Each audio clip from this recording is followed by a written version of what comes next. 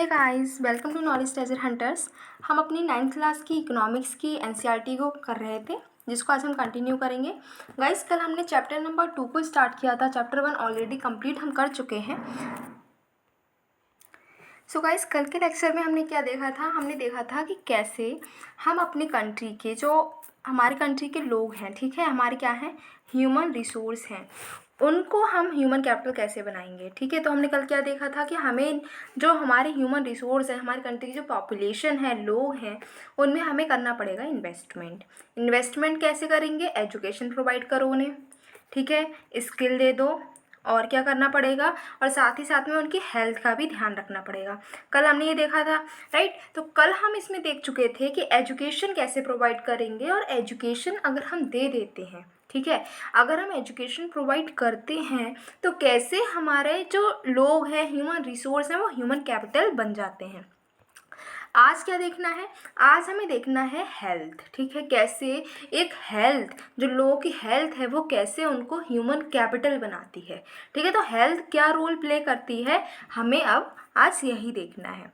Guys, अब देखो, इसको बुक को पढ़ने से पहले सिंपल सा आप पहले सोचो, खुद से सोचो कि अगर आप क्या हो, हेल्दी हो, ठीक है, रोज़ आप अच्छे हेल्दी हो, आप बहुत एनर्जेटिक फील करते हो, बीमार नहीं पड़ते हो, तो क्या होगा?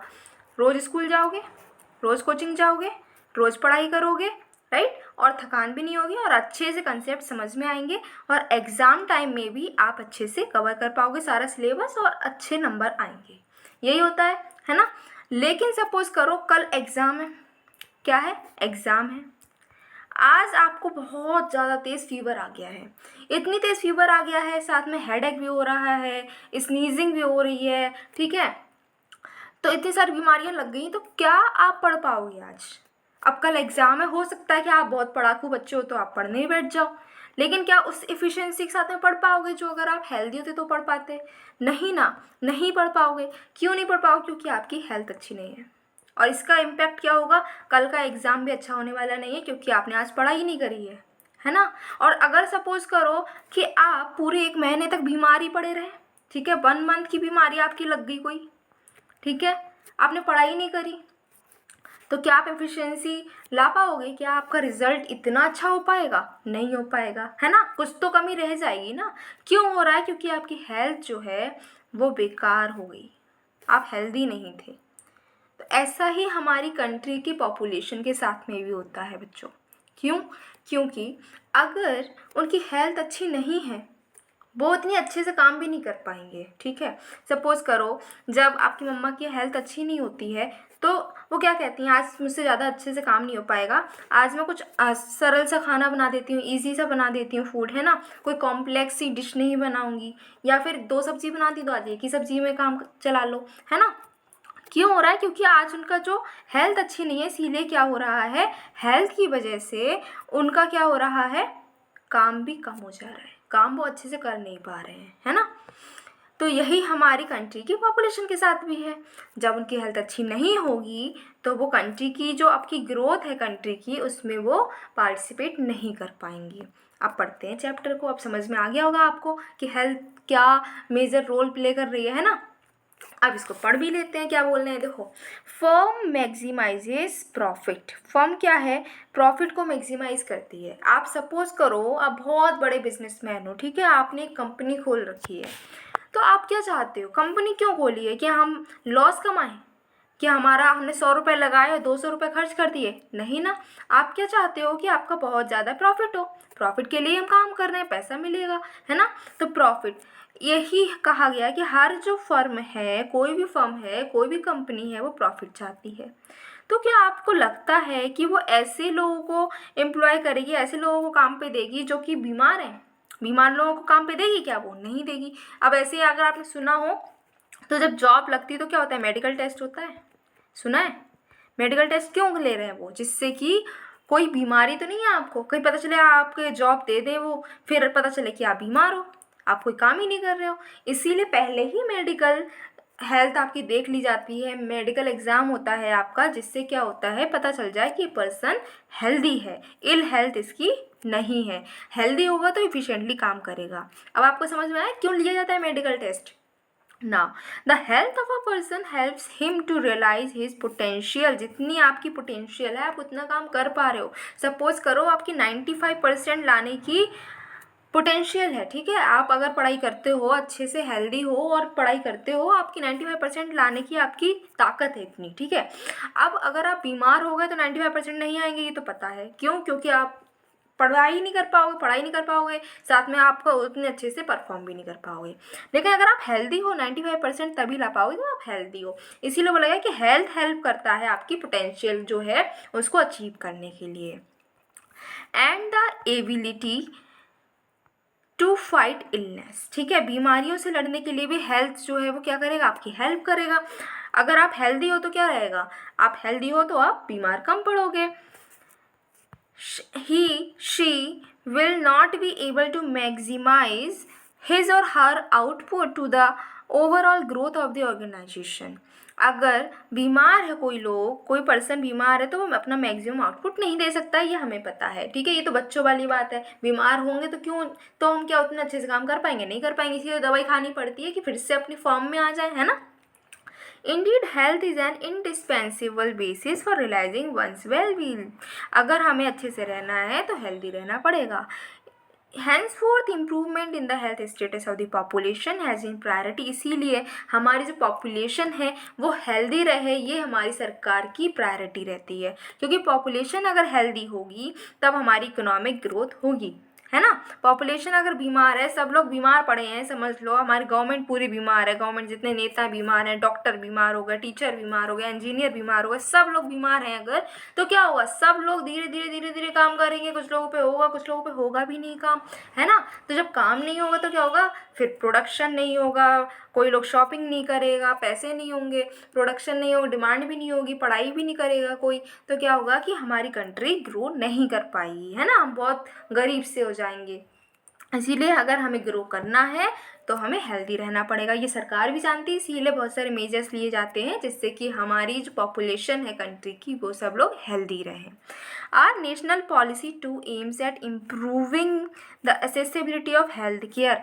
अब क्या है, हेल्थ केयर मिले, फैमिली का वेलफेयर हो, न्यूट्रिशन पर काफ़ी ध्यान दिया जाता है, जिससे क्या हो कि जो लोग हमारे अंडर प्रिविलेज्ड हैं, जिनके पास पैसा नहीं है कि वो उन्हें खाना मिल सके, तो उनको भी खाना प्रोवाइड किया जा सके और वो हेल्दी रह सके। आपने देखा होगा राशन शॉप पे कितना सस्ता मिल जाता है, ठीक है, तो वो राशन शॉप क्यों बनाई गई, इससे जो गरीब लोग जिनको खाना नहीं मिल पा रहा है वो लोग क्या कर सकें, उनको खाना मिल सके, सस्ते दामों पर उन्हें खाना प्रोवाइड किया जाता है, जिससे कि वो लोग खाना खाएंगे टाइम पर, अच्छे से खाना खाएंगे तो हेल्दी रहेंगे। Over the last 5 decades, India has built a vast health infrastructure and has also developed the manpower required at primary, secondary, tertiary sector as well as private sector। अब कुछ पिछले 50 सालों में क्या हुआ है, 50 सालों में हुआ ये है कि हमने हेल्थ सेंटर जो था, अपना हेल्थ इंफ्रास्ट्रक्चर है, जैसे हॉस्पिटल हो गए, मेडिकल्स हो गए, ये सारे अच्छे से डेवलप कर लिए हैं, ठीक है, डॉक्टर्स भी इसमें हैं, ठीक है, इनको डेवलप किया है। क्योंकि हम देखो जब हम आज़ाद हुए थे ना तो बहुत बुरी कंडीशन थी, हमारे यहाँ पर हॉस्पिटल्स नहीं थे, लोग अगर उन्हें फीवर भी आ गया ना तो मर ही जाएंगे, क्योंकि इलाज ही नहीं होता था, तो इलाज के लिए हॉस्पिटल तक नहीं थे, इतनी बुरी कंडीशन थी, ठीक है। तो क्या हुआ कि इतनी बुरी जब कंडीशन थी तो उनको हमें क्या चाहिए, अब जब हम आज़ाद हो गए तो अब तो हमें सुधारना पड़ेगा जो सिचुएशन है। तो गवर्नमेंट ने बहुत हेल्प की है, गवर्नमेंट ने बहुत ज़्यादा काम किया है, और इससे हुआ क्या है कि अब जाकर हमारे पास हॉस्पिटल्स अवेलेबल हैं, मेडिकल केयर अच्छी है, अच्छे डॉक्टर्स भी अवेलेबल हैं, और साथ ही साथ में वर्कर्स भी हमारे डेवलप्ड हैं, ठीक है। अब हम प्राइमरी सेक्टर हो, टर्सरी सेक्टर हो, सेकेंडरी सेक्टर हो, वहाँ पर हमें क्या मिल जाएंगे, labour, worker, engineer, doctor, teacher, सब कुछ अवेलेबल है, ठीक है। तो ये काफ़ी सालों की मेहनत के बाद इतना हो पाया है। लेकिन ऐसा नहीं है कि हम बिल्कुल परफेक्ट हो गए हैं, परफेक्ट तो हो ही नहीं सकते, है ना, कुछ ना कुछ हमेशा कमी रह जाती है, तो अभी भी कमी है जिसको सुधारने की ज़रूरत है, और अभी भी हम काम कर रहे हैं और ज़्यादा मेहनत कर रहे हैं, जिससे कि जो कमी रह गई है उसको हम और सुधार सकें, ठीक है। अब देखो यहाँ पर ये डेटा दे रखा है जिसको आपको याद नहीं करना है, ठीक है, ये बस ये दे रखा है, जैसे कि नर्सिंग पर्सनल इतने पहले इतने थे अब इतने हो गए हैं, ठीक है, डॉक्टर्स, मेडिकल कॉलेज कितने थे अब कितने हो गए, ये सब बताया गया है, ठीक है। आगे बढ़ते हैं। अब है there are many places in India India में अभी भी क्या है, बहुत सारे प्लेसेस हैं जहाँ पर बेसिक फैसिलिटीज़ अवेलेबल अभी भी नहीं है। कई सारे गांव आसपास के अभी भी ऐसे हैं जहाँ पर एक हॉस्पिटल भी नहीं है। ठीक है, कई सारे लोग तो सिर्फ ऐसे ही मेडिकल से कोई भी मेडिसिन ले लेते हैं और कई बार खाकर उनकी तबीयत और ख़राब हो जाती है। ठीक है, और कई बार ऐसे डॉक्टर्स मिल जाते हैं जिनको कुछ आता जाता नहीं है, वो बैठ गए बस दवाई देते रहते हैं, हर मरीज़ को एक ही दवाई दे देते हैं। ठीक है, तो क्या है कि अभी भी बेसिक फैसिलिटीज़ अवेलेबल नहीं है, कई सारे ऐसे एरियाज़ हैं। पूरी इंडिया में बात करें तो सिर्फ 529 मेडिकल कॉलेजेस हैं और 313 डेंटल कॉलेजेस हैं। सोचो, इतनी बड़ी इंडिया में इतने कम कॉलेजेस हैं अभी भी, तो हमें और ज़रूरत है इम्प्रूव करने की। ठीक है, आंध्र प्रदेश, कर्नाटक, महाराष्ट्र, तमिलनाडु हैं जहाँ पर सबसे ज़्यादा कॉलेजेस हैं। तो ये जो पूरा जो हमने अभी तक पढ़ा है, ये किसके रिगार्डिंग पढ़ा है? हेल्थ के। एजुकेशन हमने कल पढ़ लिया था और आज हमने हेल्थ पढ़ लिया है। ठीक है, तो इससे हमें पता चल चुका है कि एजुकेशन प्रोवाइड कर दो, हेल्थ प्रोवाइड कर दो, क्या होगा, हमारी जो ह्यूमन रिसोर्स है वो ह्यूमन कैपिटल बन जाएंगे, ये बताया गया है। ठीक, तो अब हमने ये देख लिया कैसे हमारी जो ह्यूमन कैपिटल बनती है। ठीक है, अब क्या है, ये भी देख लिया कि इंडिया में अभी भी काफ़ी हमने कुछ सुधार किया है, लेकिन अभी भी सुधार की ज़रूरत है। और हेल्थ की बात करें तो अभी कोरोना के टाइम पे हमने देख ही लिया है कि हमारी कितनी कमी है, अभी भी हेल्थ सेंटर में कितनी ज़्यादा कमी है, हेल्थ में हमें कितना सुधार करने की ज़रूरत है। अभी देखो, हमने रिसेंटली देखा कि ऑक्सीजन कम पड़ गई, बेड कम पड़ गए। ठीक है, कितने सारे लोग इसलिए उनकी डेथ हो गई क्योंकि उनको हम अच्छी हेल्थ जो फैसिलिटीज़ थी वो प्रोवाइड नहीं करा पाए, वो उन्हें हॉस्पिटल तक जाने तक, मतलब हमने कई बार न्यूज़पेपर में ऐसे देखा था सीन कि जो मरीज़ हैं, जो कोविड वाले के जो पेशेंट्स हैं, वो क्या थे, उनको ज़मीन पर उनका इलाज चल रहा है, जो बैठने की चेयर्स थी उस पर इलाज चल रहा है क्योंकि बेड नहीं थे। कितनी डेथ्स इसलिए हुई थी क्योंकि हम ऑक्सीजन प्रोवाइड नहीं करा पा रहे थे। तो ये अभी भी हमने देखा है कि हमें कितनी ज़्यादा ज़रूरत है खुद को इम्प्रूव करने की। अभी भी हेल्थ सेंटर में, हेल्थ के सेक्टर में हमको बहुत इम्प्रूवमेंट करने की ज़रूरत है। ठीक है, अब गाइज हमने इतना चलो देख लिया, एजुकेशन देख लिया और हमने हेल्थ देख ली। ठीक है, अब जो है नया टॉपिक एक देखते हैं। नया टॉपिक क्या है? अनएम्प्लॉयमेंट। सुना तो नाम होगा ही आपने इसका, अनएम्प्लॉयमेंट बहुत बढ़ गया है। ठीक है, कोई अगर आपका भाई है या कोई बहन है जो कॉलेज पास आउट है लेकिन अभी जॉब नहीं मिली, उससे बात कर लो अनएम्प्लॉयमेंट के बारे में। तो अब देखो भाई क्या भड़कते हैं लोग, राइट? क्यों? क्योंकि उनको, यार बच्चों ने जब ग्रेजुएशन कर ली है तब भी उनको जॉब नहीं मिल रही है। आजकल देखो अगर 1000 जॉब्स निकल रही हैं ना, तो कम से कम 1 लाख क्या हो रहा है, फॉर्म सबमिट कर रहे हैं लोग, जॉब के लिए अप्लाई कर रहे हैं। 1000 के लिए 1 लाख लोग हैं। इतना कंपटीशन क्यों बढ़ गया? इसीलिए तो बढ़ गया क्योंकि जॉब नहीं मिल रही है। और ये जो जॉब नहीं मिल रही हैं और जो लोग पढ़ लिख कर भी बैठे हैं लेकिन उन्हें जॉब नहीं है, घर पर खाली बैठे हैं, कुछ कमा नहीं रहे हैं, उसको हम अनएम्प्लॉयमेंट कहते हैं। सिंपल तो यही है, बाकी हम आगे तो समझेंगे ही। देखो आगे, अब पहला पैराग्राफ तो कुछ नहीं दे रखा है, सिंपल सी पूरी कथा बता रखी है। क्या बता रखा है कि जो साकाल की मदर है, जो हमने पहले भी देखे, साकाल वाकाल देखे थे, ये जो बॉक्सेस में स्टोरी थी वही है। शीला जो क्या करती हैं, घर के काम करती हैं, बच्चों को देखती हैं, हस्बैंड बूटा के साथ में खेतों पर काम भी करती हैं। साकाल का भाई जीतू और सिस्टर जो है सीतू, ये दोनों रोड पर खेलते रहते, घूमते रहते हैं। ठीक है, तो क्या आप कह सकते हो कि शीला, जीतू, सीतू ये सब अनएम्प्लॉयड हैं? नहीं तो क्यों नहीं, ये बताया गया है। तो अनएम्प्लॉयमेंट हम कब कहते हैं? जब कोई पर्सन काम करना चाहता है और काम करने की उसकी एज भी है। ठीक है, जो वेजेस इसको मिल रही हैं उसी बेसिस पर वो काम करना चाहता है। पहली बात क्या है? विल, मन होना चाहिए उसका काम करने का। दूसरी चीज़ एज होनी चाहिए काम करने की। तीसरी चीज़ जो वेज है उसी पर काम करने के लिए वो एग्री हो, और फिर भी उसको जॉब नहीं मिलती है, तब बोलते हैं कि अनएम्प्लॉयमेंट है यहाँ पर। ठीक है, शीला की बात करें जो उसकी मदर है साकाल की, वो क्या है, वो तो चाहती ही नहीं है बाहर काम करना। जब वो बाहर काम करना नहीं चाहती हैं तो क्या है, तो वो अनएम्प्लॉयड नहीं है। ठीक है, जीतू सीतू की बात करें तो बोलते हैं छोटे हैं, तो वो जब छोटे हैं, अभी बच्चे हैं, तो वो अनएम्प्लॉयड नहीं है क्योंकि उनकी एज नहीं है। तो यहाँ पर क्या कहा गया है कि द वर्क फोर्स पॉपुलेशन, जिसमें 15 साल से 50 साल के लोग आ जाते हैं, वो लोग अगर काम करना चाहते हैं, ठीक है, फिर भी काम नहीं मिल रहा है, तब वो अनएम्प्लॉयड है। ठीक है, ये बताया गया है।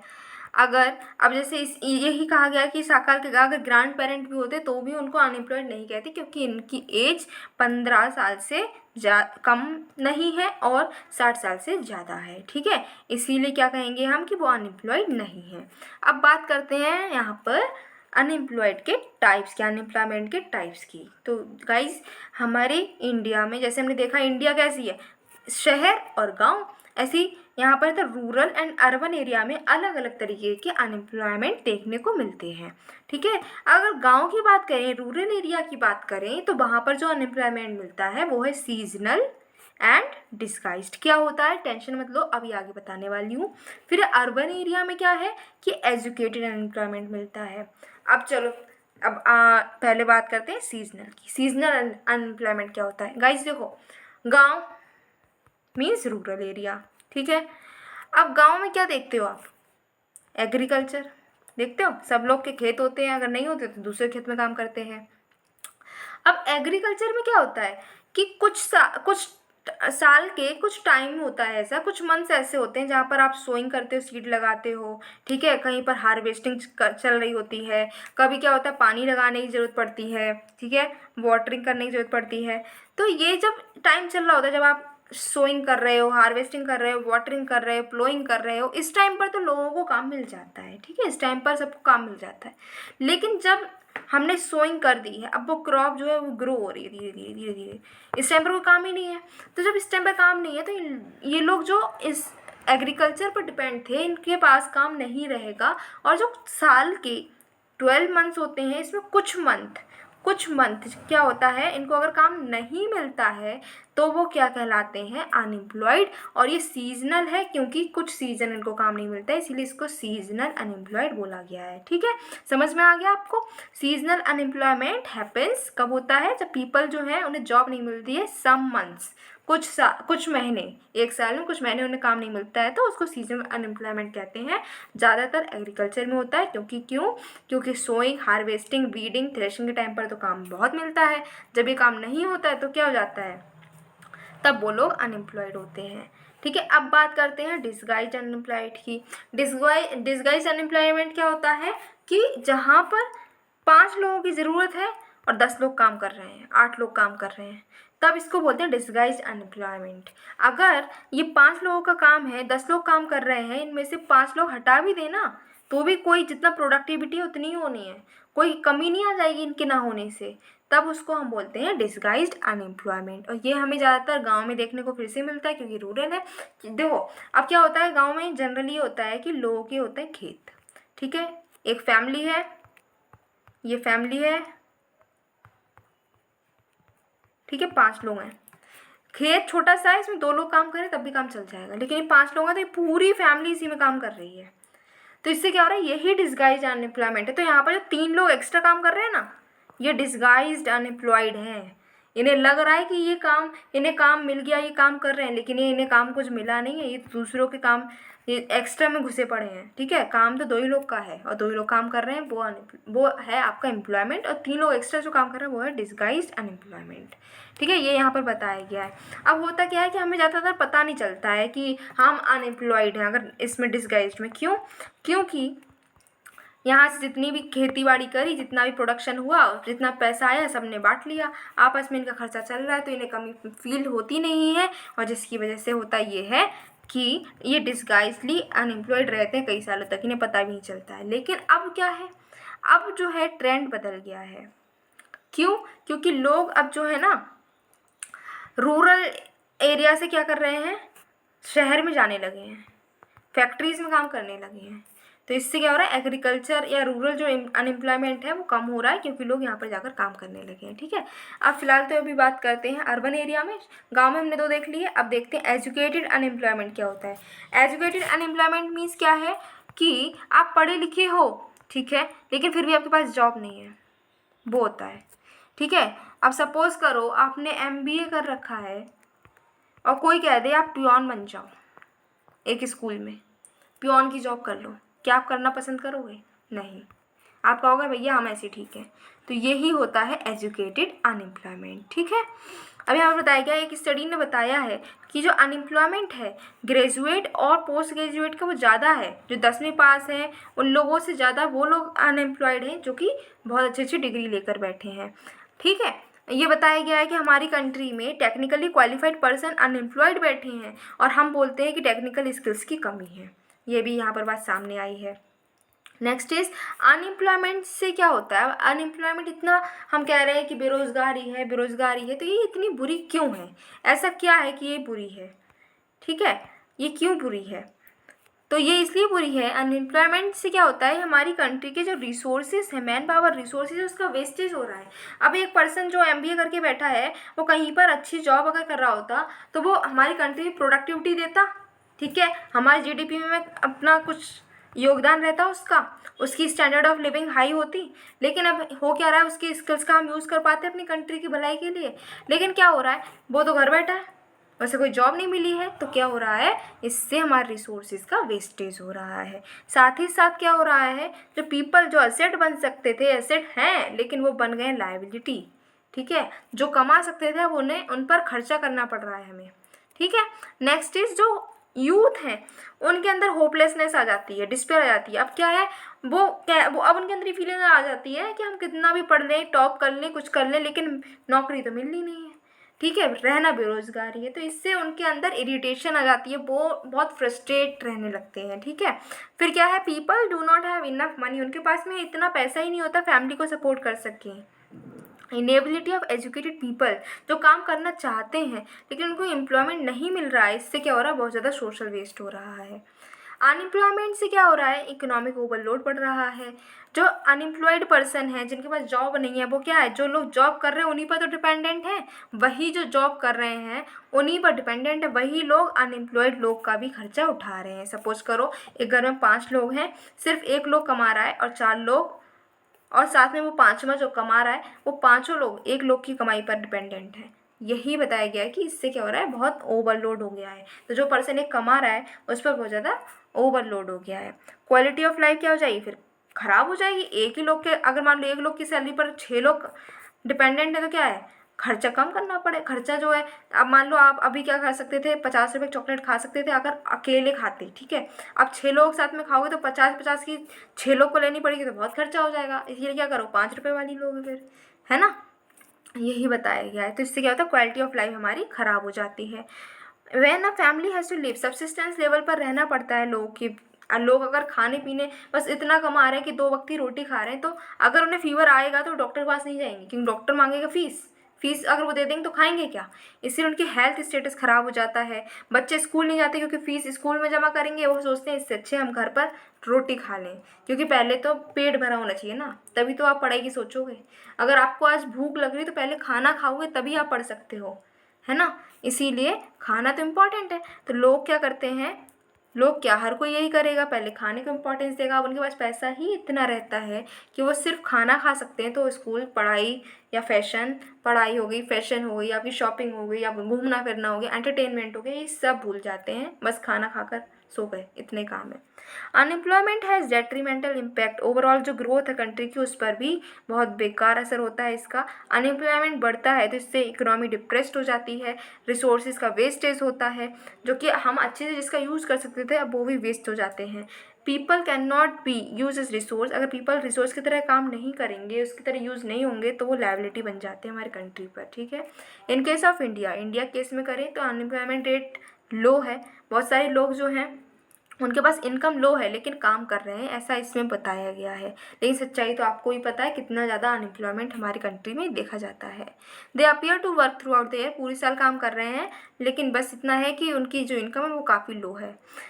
It is not adequate for them, the work they are pursuing, जो काम वो कर रहे हैं वो उनके ऊपर फोर्स्ड है। ठीक है, सपोज कोई पर्सन है, वो क्या करना चाहता था, वो पेंटर बनना चाहता था, ठीक है, आर्टिस्ट बनना चाहता था, लेकिन क्या हुआ, अब आज वो क्या कर रहा है, एग्रीकल्चरल फील्ड में काम कर रहा है। क्यों कर रहा है, क्योंकि वो उतनी स्किल अपनी जो है स्किल डेवलपमेंट कर नहीं पाया, और आज वो काम नहीं कर पाया जो वो चाहता था, और आज वो काम कर रहा है खेत में। ठीक है, तो इसीलिए they may therefore want other work of their choice, अपनी इच्छा का काम करना चाहते थे लेकिन वो कर नहीं पा रहे अनएम्प्लॉयमेंट की वजह से। ठीक है, पुअर पीपल है वो खाली भी नहीं बैठ सकते, उन्हें कमाना पड़ेगा तभी तो कुछ खाएंगे, इसलिए जो भी उन्हें काम मिलता है वो काम कर लेते हैं। Moreover, employment structure employment structure is characterized by self employment। Primary sector में तो खुद को ही हम एम्प्लॉयमेंट देते हैं, इसलिए सेल्फ एम्प्लॉयमेंट है। होल फैमिली जो है वो कंट्रीब्यूट करती है एक खेत में, और उसका जो प्रोडक्शन होता है वो पूरी फैमिली खा लेती है। ठीक है, ये इसमें बताया गया है। Now let us discuss the employment scenario. जो 3 सेक्टर हमने पढ़े ना, एग्रीकल्चर और आपके मैन्युफैक्चरिंग, टर्शरी, तो वहाँ पर क्या सिनारियो है एम्प्लॉयमेंट का ये देखते हैं। तो एग्रीकल्चर एक ऐसा सेक्टर है जहाँ पर सबसे ज़्यादा एम्प्लॉयमेंट लोगों को मिलता है। रिसेंट ईयर में देखा गया है कि पॉपुलेशन जो लोग एग्रीकल्चर पर डिपेंड हो रहे हैं वो अब कम हो रहे हैं। ज़्यादातर लोग सिटी में जाकर क्या कर रहे हैं, इंडस्ट्रीज़ में काम करना पसंद कर ले रहे हैं। ठीक है, टर्शरी या फिर सेकेंडरी इसमें काम करना पसंद कर रहे हैं। Secondary sector small scale manufacturing, यहाँ पर ज़्यादा लेबर जो है अब काम कर रही है। टर्शरी सेक्टर में बात करें तो न्यू सर्विसेज है, जैसे बायोटेक्नोलॉजी है, इंफॉर्मेशन टेक्नोलॉजी है, ये सारी टेक्नोलॉजी जो डेवलप हो रही हैं इससे भी लोगों को जॉब मिल रही है। ठीक है, अब यहाँ पर क्या है, हमें 2 बॉक्सेस दे रखे हैं जिसमें स्टोरी दे रखी है। पढ़ देना मन हो तो स्टोरी पढ़ देगा, मन हो बाकी चैप्टर तो आपका ख़त्म हो गया है। सो गाइस, मुझे लगता है आपको अच्छे से समझ में आया होगा, मैंने अच्छे से आपको समझाया, एग्जाम्पल्स दिए हैं। लेकिन फिर भी अगर आपको लगता है कि यार ये चीज़ समझ नहीं आ रही है तो क्या करना है आपको पता ही है, कमेंट बॉक्स आपके लिए हमेशा खुला है। आपको बस क्या करना है, अपने डाउट को कमेंट बॉक्स में टाइप कर दो, मेरे पास आपका डाउट आ जाएगा and I will clear it. ठीक है, और अगर आपको ये वीडियो अच्छी लगी, आपको इकोनॉमिक्स समझ में आ रही है, सीरीज़ अच्छी लग रही है, तो आपको क्या करना है, इस वीडियो को लाइक करना है, शेयर करना है एंड सब्सक्राइब कर लेना है चैनल को, जिससे कि जो अब आगे जो नेक्स्ट वीडियो में बनाऊंगी नेक्स्ट चैप्टर का वो भी आपको नोटिफिकेशन मिल जाए और आप उसको भी पढ़ लें, है ना, जिससे कि आपकी जो इकोनॉमिक्स है अच्छे से कवर हो जाए। इकोनॉमिक्स के साथ साथ हम और भी सब्जेक्ट्स आपको पढ़ा रहे हैं और होपफुली आपका पूरा 9th क्लास का और साथ में जो भी आगे और भी क्लासेस हैं सारी क्लासेस का सिलेबस कंप्लीट हम कवर करेंगे यहाँ पर। ठीक है, तो लाइक करो, शेयर करो, सब्सक्राइब करो and till then keep your knowledge treasure hunting. मिलते हैं नेक्स्ट वीडियो में नेक्स्ट चैप्टर के साथ में। आज हमने 2nd चैप्टर भी कवर कर लिया है। बाय।